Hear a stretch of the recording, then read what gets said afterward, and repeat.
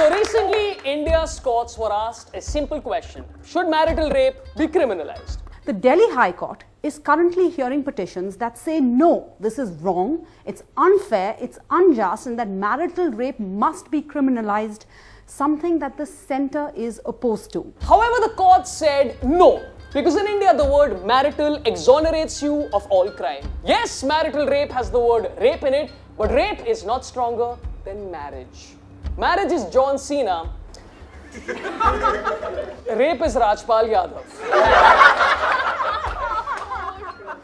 How bad is this issue in India? Here are some really depressing stats. The number of Indian women sexually assaulted by their husbands is 40 times the number of women who suffer such violence from others.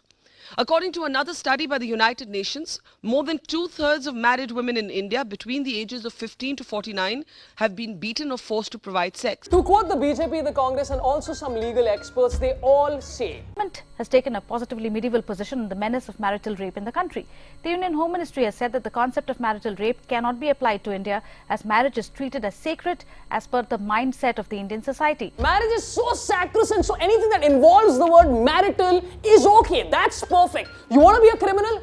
Get married. You killed your husband? No, it was marital murder. Kidnap your wife? No, it was marital kidnapping. Did he smoke marijuana? No, it was marital drugs. Abroad they have medical marijuana, in India we have marital marijuana. This could work. But look, this is a serious issue, and the weird part is a large majority of Indians think marital rape is okay. New Indian Express did a survey and got this answer.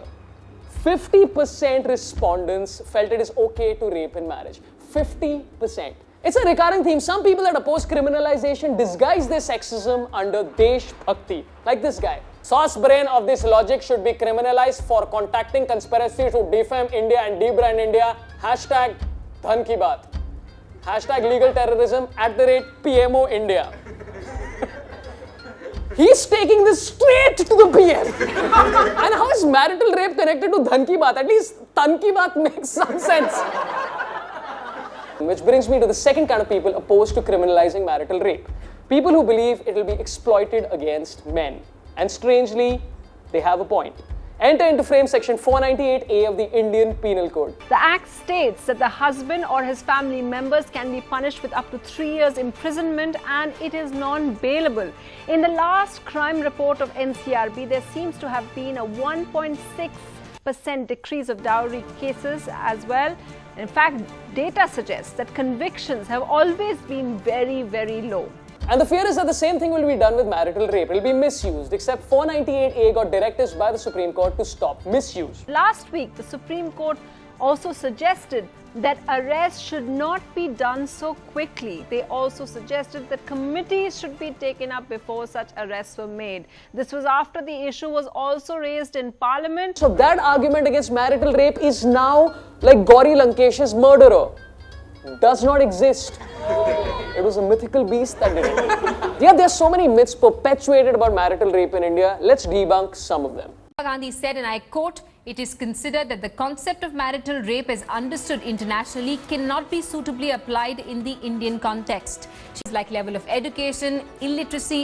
Okay, once again, education and illiteracy. Let me educate Indians to understand what rape is. Here's what you need to know. No! End of class. Thanks for listening. Please submit your answer sheets to Mumbai University, who may or may not give your answer sheet back. And of course, there's this argument which a lot of people say, which is that if there are no duties of wife in marriage, then why husband will take responsibility of marriage? So wait, according to this person and many others like them, man's duty is to earn money, woman's duty is to give sex. Marriage is an exchange where you give money for sex.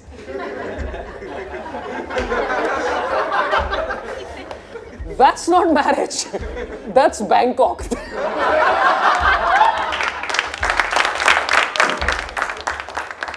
Or Amsterdam if you're rich. Look,